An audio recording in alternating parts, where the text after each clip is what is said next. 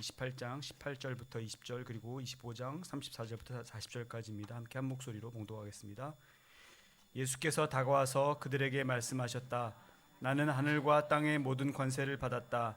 그러므로 너희는 가서 모든 민족을 제자로 삼아서 아버지와 아들과 성령의 이름으로 침례를 주고 내가 너희에게 명령한 모든 것을 그들에게 가르쳐 지키게 하여라.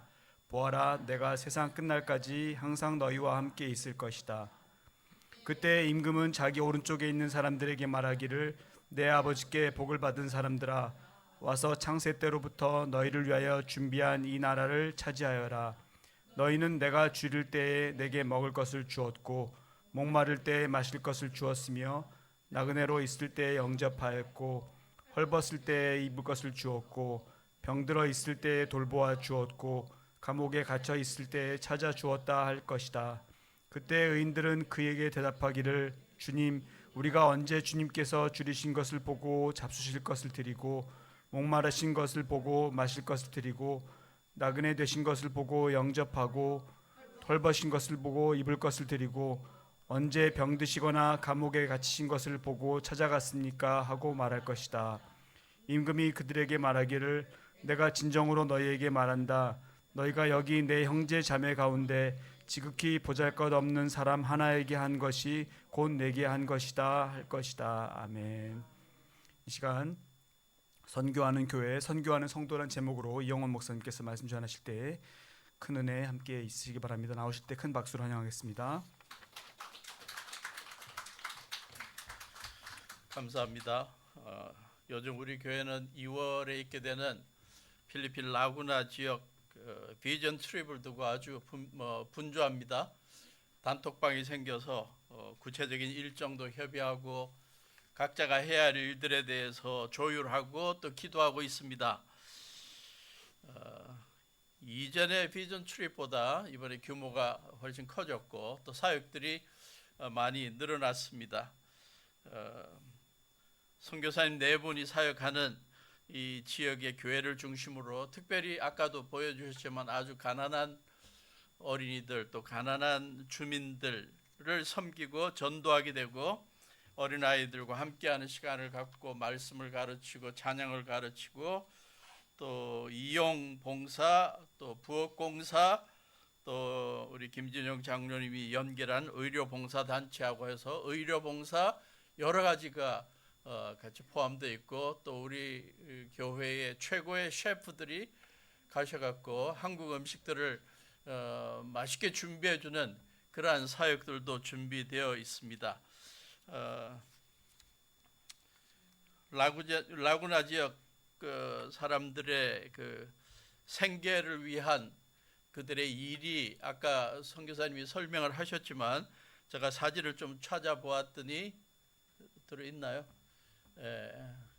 그 지역의 쓰레기들 다 모아온 것들을 다 추려서 팔 건 팔고 그렇게 해서 얼마 벌어서 생계를 유지하는 걸 보았습니다. 지난 몇 년 전에 있었던 라구나 지역의 의료 봉사에 대해서도 찾아보았는데요. 우리가 이들에게 비슷한 사역을 하게 될 것 같습니다.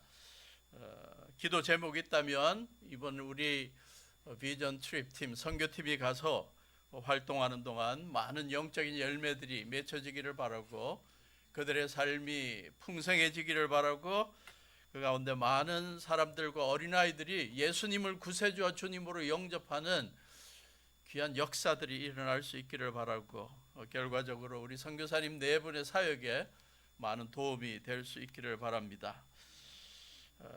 성도들 중에는 질문들을 제기할 수도 있을 것 같아요. 많은 성도들이 물질과 또 시간을 들여서 그 멀리까지 가야 되냐? 선교 헌금만 보내면 되지. 일상이 바쁜데 꼭 그까지 가야 되냐? 다른 사역들도 중요한데 뭐 이러한 질문들도 하실 수 있고 우리나라 안에도 지금 전도할 것도 많고 도와줄 것도 많은데 꼭 멀리까지 해야 되냐? 이런 질문들이 생길 때마다 우리는 가장 근본적인 질문들을 다시 하게 됩니다. 교회의 존재 이유가 뭐냐 하는 질문들을 하게 되고 또 해외 선교, 글로벌 선교가 필요하냐 하는 것에 대한 질문을 하게 됩니다. 그때마다 우리는 하나님의 말씀으로 돌아가야 되고 하나님의 계획을 살펴보아야 합니다. 온 인류를 사랑하셔서 창조하시고 아름다운 세상, 아름다운 인간 공동체로 이끌어가기를 원하셨는데 우리 인간들이 죄를 짓고 하나님이 계획하신 청사진대로 이 세상의 사회와 나라를 이끌어가지 않으셨을 때 이 죄의 문제에 대해서 하나님께서 심각하게 생각하시고 죄의 문제에 대해서 좀 해결하기 위해 하나님께서 사람들을 택하시죠. 구약의 아브라함을 택하셨고 이스라엘 백성들, 유다 백성들을 택하셨고 그들을 통해서 그들이 하나님 앞에서 참 의롭고 참 은혜 넘치는 또 하나님의 뜻대로 세상을 이끌어가는 주체들이 될 수 있기를 원하셨습니다. 구약의 가장 중요한 두 구절을 뽑는다면 창세기 12장 1절부터 3절인 것 같아요. 하나님께서 죄 많은 온 세상 사람들의 이 죄 문제를 좀 해결하고 또 하나님 안에서 누릴 수 있는 복을 누리게 하기 위해서 아브라함을 택하시고 그에게 명령하셨죠. 너가 살고 있는 땅, 내가 난 곳, 너의 아버지 집을 떠나서 내가 보여주는 땅으로 가라. 너로 큰 민족이 되게 하고 복을 주어서 내가 크게 이름을 떨치게 하겠다. 너가 복의 근원이 되게 하겠다. 너를 축복하는 사람에게 복을 베풀고 저주하는 사람에게 저주를 내릴 것이다. 땅에 사는 모든 민족이 너로 말미암아 복을 받는 세상을 만들고 싶다. 그래서 아브라함과 그 자손들을 통해 이 역사가 일어날 수 있도록 했는데 온전하게 이루어지지 않고 자손들 가운데 엉뚱한 짓 하고 나라를 만들어서 하나님 앞에 불순종하는 모습을 보이다가 수백 년이 지나서 유다라는 나라에 하나님께서 어려움을 당하게 하시고 하나님께서 이 모든 민족에게 복을 전하는 사명을 감당하게 하신 이 택한 백성들이 하나님 앞에 불순종하고 우상 숭배하고 불의를 행하고 약자들을 무관심하고 세상을 어지럽혔을 때 하나님께서 바벨론 군대를 통해서 그들을 정신 차리게 만들고 다시 한번 불쌍히 여기셔서 고향 땅으로 돌려보내시면서 그들에게 또 사명을 한번 확실하게 짚어주셨죠. 이사야 42장 6절입니다. 나 주가 의를 이루려고 너를 불렀다. 내가 너의 손을 붙들어주고 너를 지켜주어서 너를 백성의 언약과 이방의 빛이 되게 할 것이다. 유다 나라를 다시 바로 세워주고 거룩한 이 제사장 공동체, 예배 공동체, 의로운 나라가 되게 해서 온 세상 만민들이 너희들을 통해서 하나님 앞에 돌아오도록 만들겠고 하나님의 복을 누리게 하겠다. 그렇게 살아라 라고 해서 고향 땅으로 돌려보내줬더니 또 엉뚱한 짓을 해. 또 수백 년이 지나자 안 되겠다. 그래서 직접 육신을 입고 이 땅에 오셔서 예수님으로 오셔서 하늘나라의 복음을 전하시고 십자가에 달려 모든 세상 사람들의 죄값을 대신 치러주시고 죽게 하시고 사흘 만에 부활하시고 승천하시면서 바로 전에 최고로 중요한 명령을 제자들에게 내리셨죠. 마태복음 28장 18절부터 20절 같이 읽습니다. 시작. 예수께서 다가와서 그들에게 말씀하셨다. 나는 하늘과 땅의 모든 권세를 받았다. 그러므로 너희는 가서 모든 민족을 제자로 삼아서 아버지와 아들과 성령의 이름으로 침례를 주고 내가 너에게 명령한 모든 것을 그들에게 가르쳐 지키게 하여라. 보아라, 내가 세상 끝날까지 항상 너희와 함께 있을 것이다. 저 구절과 아울러 또 한 구절, 사도행전 1장 8절. 성령이 너희에게 내리시면 너희는 능력을 받고 예루살렘과 온 유대와 사마리아에서 그리고 마침내 땅 끝때까지 이르러 내 증인이 되라. 예수님을 따르는 제자들과 우리 그리스도인들이 어떻게 교회를 이끌어가고 어떻게 신앙생활을 해야 할 것인지를 알려주는 귀한 구절들입니다. 이것을 기초로 해서 예루살렘 교회가 시작되었고 예수님을 믿는 3,000명이 교회를 시작했고 그들이 교회를 이끌어가면서 그들이 처음 교회 생활을 하면서 어떤 사역들을 했느냐, 사도행전 2장 40절부터 42절에 보니까 베드로가 말씀을 선포하고 사도들의 가르침에 성도들이 가르침을 받는 것을 몰두하고 서로 사귀는 일을 하고 빵을 떼고 서로 기도하고 그렇게 해서 열심히 교회 생활을 잘 했습니다. 이것에 기초해서 교회의 존재 이유는 하나님의 말씀이 전파되고 서로 교제하고 서로 기도하는 이러한 균형 잡힌 사역이 교회의 존재 이유다라고 우리는 생각합니다. 그러나 그것과 아울러 하나님의 말씀이 우리들끼리만 있는 모임에서 전해지는 게 아니라 아직도 예수님에 대해 모르고 있는 이방 사람들에게까지 복음이 전해져야 된다라는 깨달음을 갖고 초대교회의 지도자들 사도 바울을 비롯해서 바나바를 비롯해서 성령께서 그들을 따로 세우는 데 따라 부르심에 따라 이방 나라에 가서 소아시아 지방의 여러 나라들의 복음을 전하는 사역이 초대교회 사역에서 이루어지고 있습니다. 그래서 교회의 존재 이유는 여러 가지가 있겠지만 집약한다면 하나님의 말씀을 서로 나누고 서로 교제하고 서로 기도하고 이 예수님의 복음이 땅끝까지 전해지는 이 일을 이루어 나가는 것입니다. 교회 역사 속에 이러한 균형 잡힌 사역과 아울러 가장 우선순위의 사역으로 두었던 것은 땅끝까지 이르러 예수님의 증인이 되는 사역이었습니다. 말씀을 준비하면서 이 세상에 존재하는 수많은 교회들 가운데 예수님의 지상명령, 땅끝까지 복음을 전하는 이 명령을 중요한 사명으로 생각하고 교회 생활을 했던 교회들과 성도들의 공통된 특징이 무엇인지를 살펴보았습니다.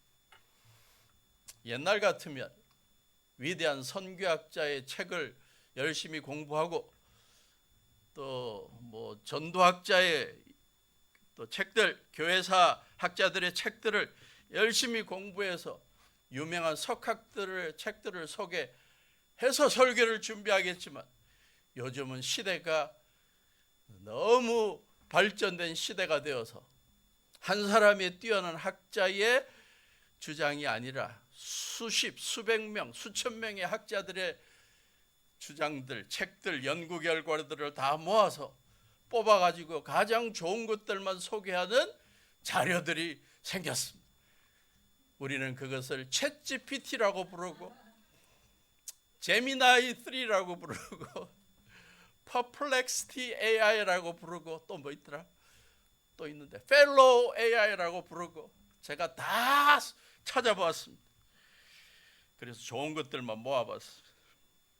선교지향적인 교회와 성도들의 공통적인 특징이 뭐냐? 첫째, 그런 교회들, 선교, 해외 선교와 땅끝까지 복음을 전하는 일에 앞장서는 교회와 성도들이 선교할 때 어떤 자세로 선교하냐? 내가 선교한다라는 자부심을 내세우지 않고 미시오 데이라는 깨달음을 갖고 선교한다는 거예요. 그 문자를 썼네요. 라틴 말로 막 하는데 무슨 뜻입니까? 하나님의 선교라는 깨달음입니다. 선교는 우리가 하는 게 아니다. 하나님께서 선교사고 죄 많은 인간들을 구원하기 위해 하나님께서 선교사로 이 땅에 오셔서 선교를 주도하고 계시는 하나님이다. 교회가 선교하는 게 아니라 하나님의 선교를 위해 교회가 섬기는 것이다. 교회의 존재 이유는 선교사 하나님의 역사를 도와드리는 것이다. 명령에 순종하는 것이다. 이러한 깨달음을 갖고 있더라는 거예요. 예수님의 지상명령 마태복음 20장 18절부터 20절의 이 명령을 해도 되고 안 해도 되는 부가적인 프로그램이 아니라 가장 근본적인 기본적인 사역이라는 믿음을 갖고 있었습니다. 또 하나, 선교는 성도의 본분이다. 아이덴티티다. 너는 왜 성도가 되었냐? 하나님께서 나에게 선교하라고 부르셨다. 나는 선교해야 되는 사람이라는 확신을 교회가 갖고 성도들이 가졌다는 것입니다. 다섯 번째,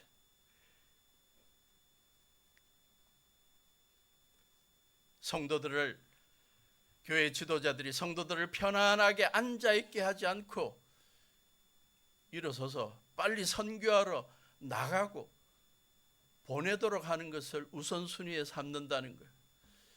선교는 교회의 전문가들, 선교사로 부름받았다고 확신하는 자들만이 가는 게 아니라 어느 누구나 어떤 직업에 있거나 어떤 나이에 있거나 상관없이 훈련을 받아서 하게 되는 것이 선교라고 믿고 있는 교회들이고 성도들입니다.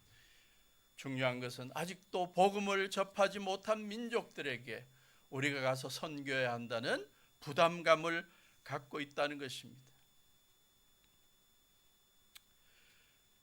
그 다음에 교회 예산에 있어서도 선교비를 우선순위로 책정하는 것이 선교지향적인 교회의 공통적인 특징이었습니다. 선교비는 교회의 여러 가지 예산들을 다 책정하고 남는 것을 가지고 선교하는 게 아니라 무엇보다도 우선순위로 책정해 놓는다. 20%에서 40%라는 공통점을 발견했습니다. 그래서 그러한 교회들은 우리가 참 건강한 교회다라고 평가할 때 그 기준을 몇 명이 모이고 교회 사이즈가 어떻게 되고 그런 것에 두는 것이 아니라 땅끝까지 복음을 전하고 예수님의 제자 삼고 땅끝까지 교회를 개척하고 그들의 어려운 처지를 개선해 주는 이것을 교회가 건강한 것으로 평가한다는 것을 보았습니다. 이런 걸 보았을 때 우리 반포 침례교회가 선교 지향적인 교회의 특징을 보이고 있는지 궁금합니다. 아멘이 나올 줄 알았는데 아무도 아멘을 안 하시네.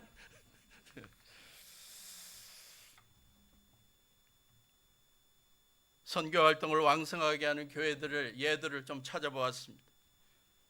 미국의 침례교회들, 우리 한국 침례교회하고 자매 결연을 맺고 오랫동안 우리를 도와준 미국 침례교회들, 여러 다른 교단들과 가장 구별적인 차이가 있다면 해외 선교입니다. 국내 선교도 있고 선교하는 거예요. 복음을 전하고 선교하는 겁니다. 수많은 교회들이 있는데 그 가운데 가장 대표적인 교회가 릭 워렌 목사님의 새들백 교회죠. 조사를 해보았더니 어디에선가 하나 이 새들백 교회는 지금 존재하는 전 세계의 몇 개국인가 190 몇 개인가 200 몇 나라인가요?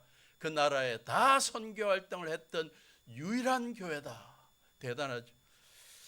거기는 선교 정책에 5가지 중요한 정책을 세웠다고 합니다. 피스 정책인데요.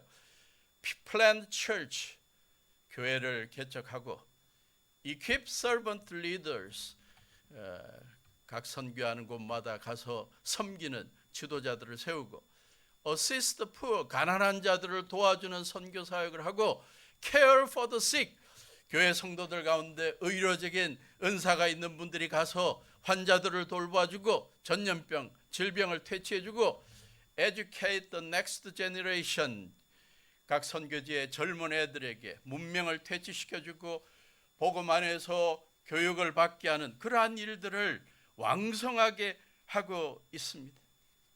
가장 대표적인 예가 그들은 큰 교회의 장점과 릭 워렌 목사님의 유명세를 앞세워서 르완다 지역에 가서 대통령을 만나서 당신 나라를 위해서 우리가 도와줄 수 있는 게 뭐냐고 묻고 정치적인 그러한 도움과 아울러 복음을 전하는 그러한 일들까지 하고 있었습니다. 이 교회의 참 귀한 하나, 모든 성도가 선교사가 되어야 한다는 강한 가르침 속에 전교인 80% 이상이 선교에 참여하는 운동을 지금 주도하고 있다고 합니다. 몇 년 전에 침례신학대학교에서 교회음악을 가르치다가 1년 동안 안식년을 가져서 저 미국 플로리다주의 템파베이라는 곳에 한 1년 동안 거주하게 된 한 교수님이 계신데, 그분하고 이렇게 저렇게 대화를 하는 가운데 내가 지금 다니는 교회가 너무너무 좋은 교회라고, 다음에 꼭 한번 와서 보시면 좋겠고, 이 교회를 한국의 성도들과 신학생들이 꼭 보면 좋겠다 그러면서 소개했던 게 뭐냐, 이 교회는 정말 모든 게 잘 갖춰 있지만 특별히 해외 선교가 너무 뛰어나다. 그래서 1년에 몇 차례씩 단기 선교팀을 만들었고 전 세계를 누빈데, 세계를 8개 지역으로 나눠서 돌아가면서 나라들을 통해서 정해서 단기 선교팀을 보낸다는 거예요. 뿐만 아니라 선교사들을 지원하기 위해서 안식년을 맞아 쓰던 선교사들이 어디 갈 데가 없을 때 와서 푹 쉴 수 있도록 지원하는 그러한 자리도 만들고, 또 선교를 어린아이들부터 배워서 훈련받을 수 있는 훈련 프로그램이 막 가동되고 그렇다는 거예요.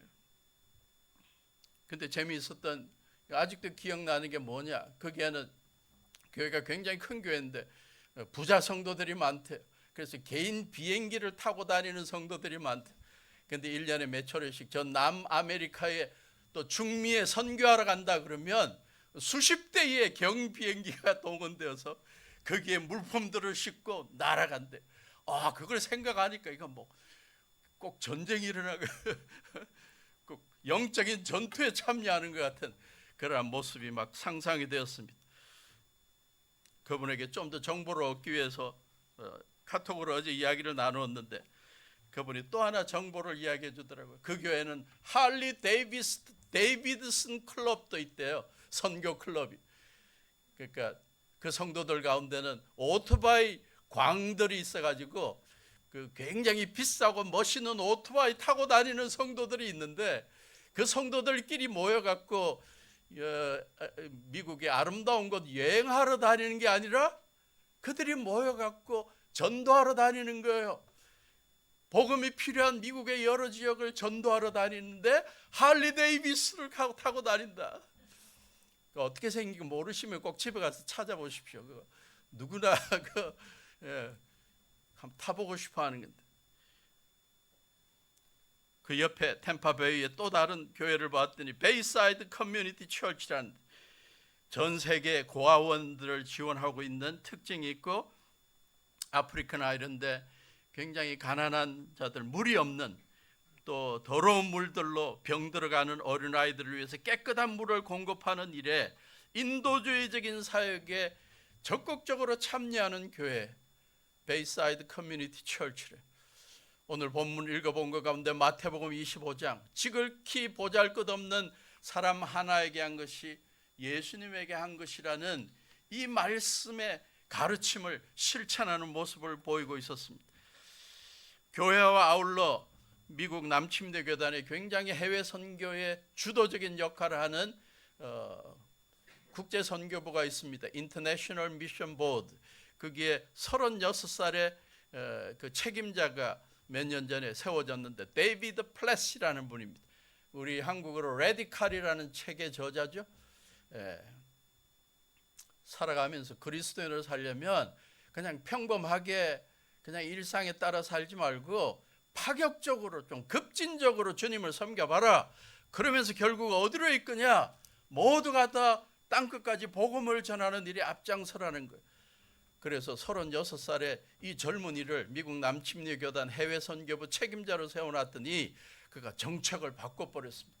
이때까지는 하나님 앞에 선교사로 부름받았다 그러고 풀타임으로 온전히 모든 것을 다 선교하는 그러한 일에 그러한 데 전념하는 선교사들을 후원하는 정책이었다면, 이제는 그런 것과 아울러 누구든지 자기 직업을 그대로 활용해서 단기로 몇 년간 가서 봉사할 수 있도록 우리 선교부에서 후원하겠다. 그래서 계약을 맺어주고 후원하는 그런 정책으로 바꿨습니다. 학생이라도 1, 2년 은퇴한 사람도 갈 수 있다. 전문직 종사자도 참여할 수 있다. 자신의 직업과 전문성을 활용해서 자비랑 선교사로 활동하며 또 선교부의 지원을 받게 하겠다. 파격적인 제안이죠. 한국의 침례교회들도 보았습니다.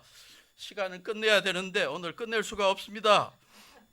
조금 더 할게요. 지구촌교회.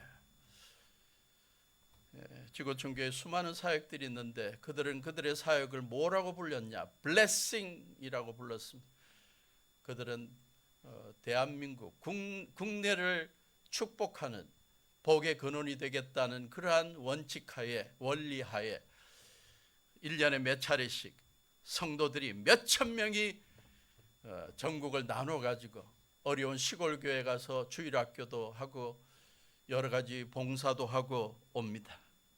블레싱 대한민국.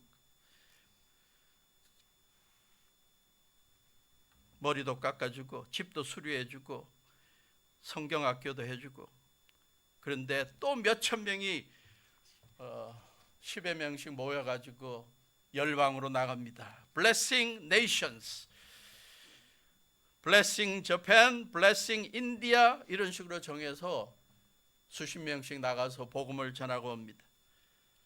단순한 방문에 그치는 게 아니라 현지의 선교사님들을 도와서 학교도 세우고 우물 파기도 하고 목회자들 세미나도 하고, 그런데 중요한 것은 전 교인이 참여하도록 강조한다는 거예요.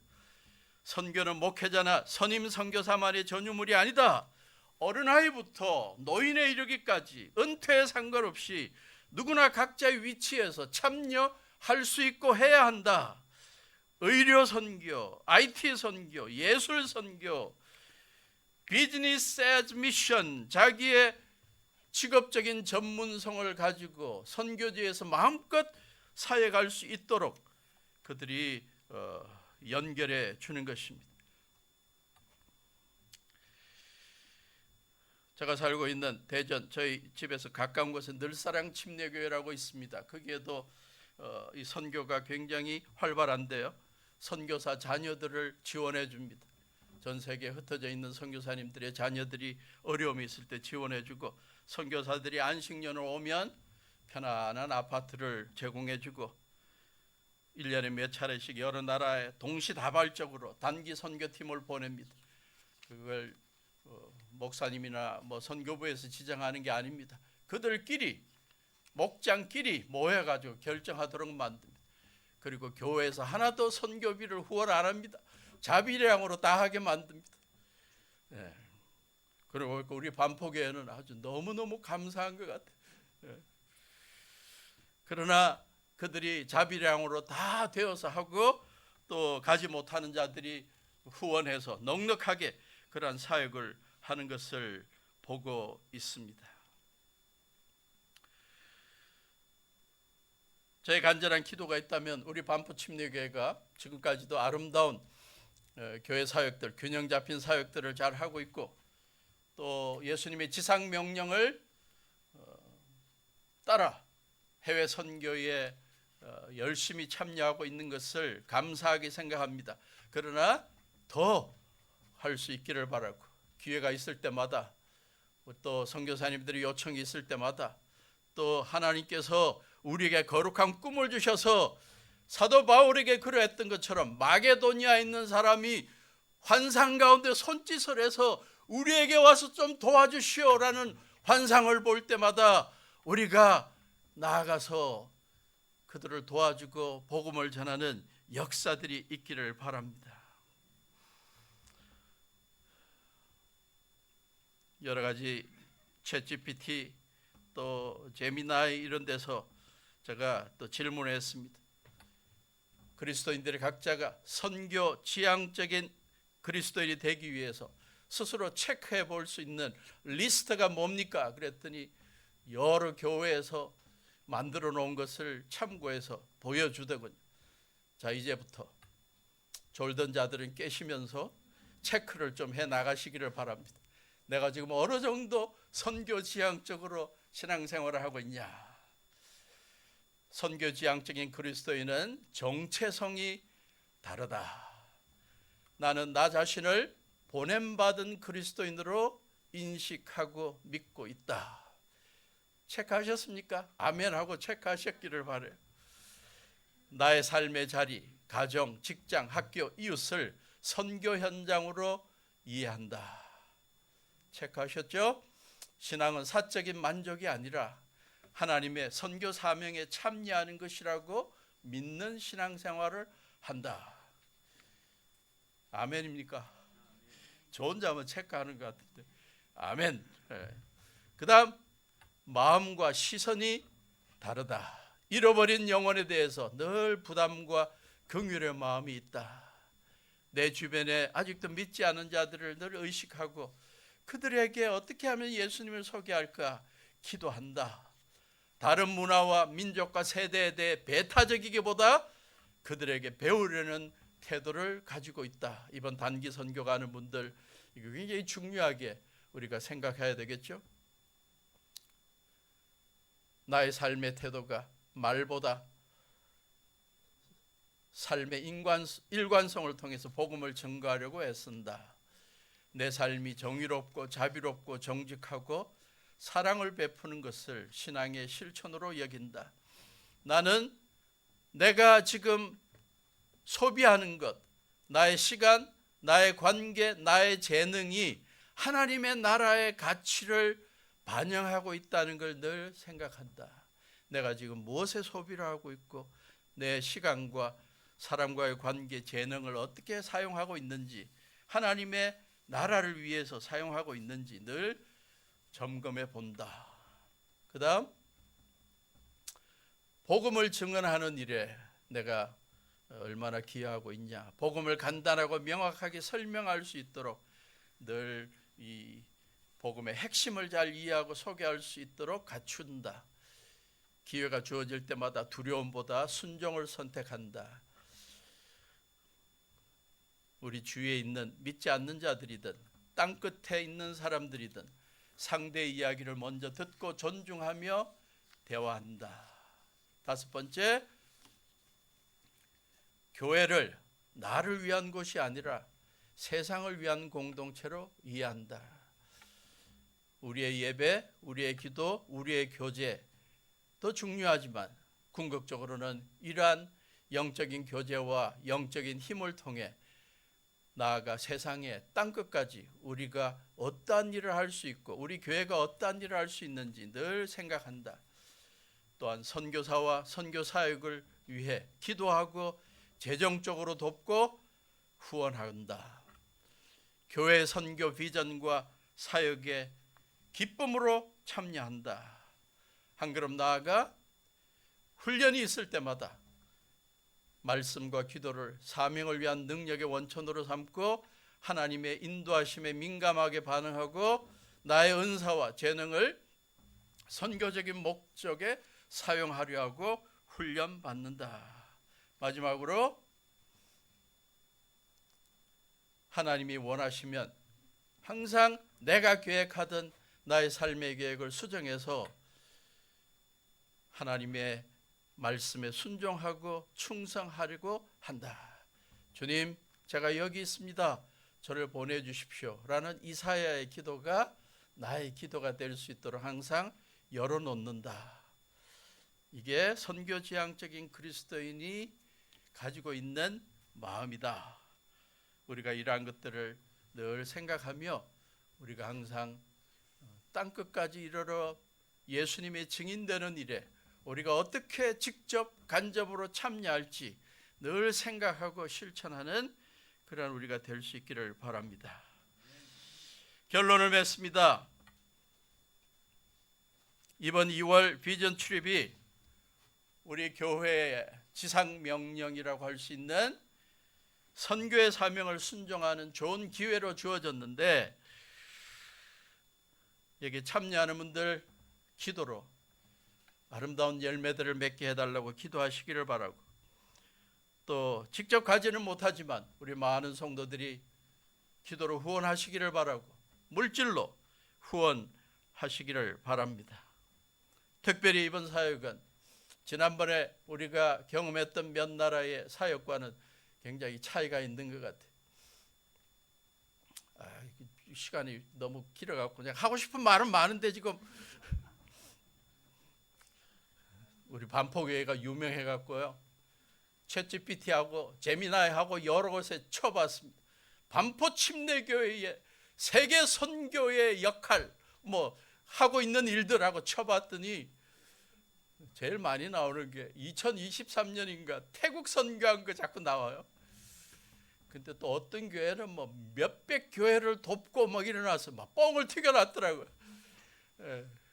그래서 그거 다 믿을 거 못 되는구나 그러면서 제 결론은 뭐냐, 하나님 우리 교회가 그런 교회가 되게 해주십시오 라는 기도로 끝을 냈습니다. 이번 사역은 우리 선교사님 네 분의 라구나 지역에서의 그 빈곤층에 있는 사람들을 위한 특별한 사역입니다.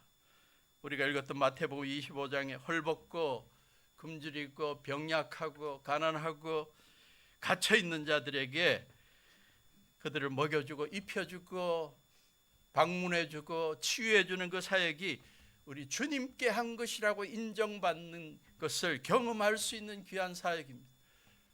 가서 우리가 마음껏 섬겨주고 주님 앞에 칭찬 많이 받는 우리가 될 수 있기를 바라고, 우리의 복음 선교, 예수님을 전하는 것과 아울러 그들을 전인적으로 풍성한 삶이 되게 만들어주는 귀한 사역일 텐데, 이 사역이 하나님의 성령님의 인도하심 가운데 아름답게 열매 맺을 수 있도록 우리 모두 기도하고 같이 참여할 수 있기를 간절히 부탁드립니다. 다 같이 일어서셔서 주기도문 찬송하시고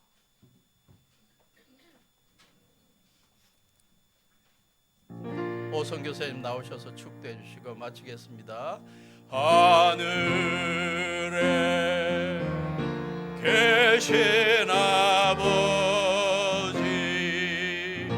이름 거룩하사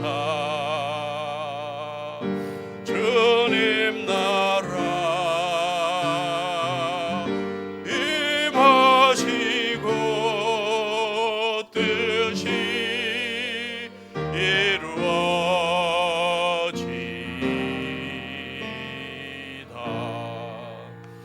일용할 양식 주시고 우리들의 큰 죄 다 용서하옵시고 또 시험에 들게 마시고 악에서 구원하소서.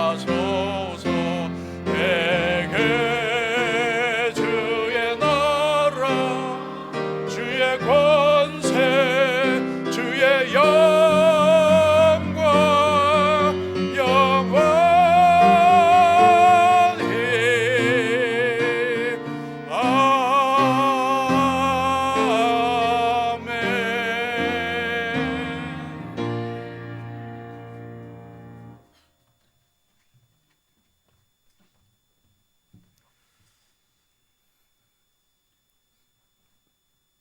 지금은 우리 주 예수 그리스도의 무한하신 은혜와 하나님 우리 아버지의 극진하신 사랑과 성령님 감화 감동 충만 역사하심이 선교적인 교회로 반포 침례교회가 새롭게 거듭나고 새 출발하기를 원하고, 그런 결단 가운데서 기도하는 우리 모든 가족들 머리머리 위에 가정과 자녀들과 사업과 그 모든 삶 가운데 이제로부터 영원토록 함께 계실지어다.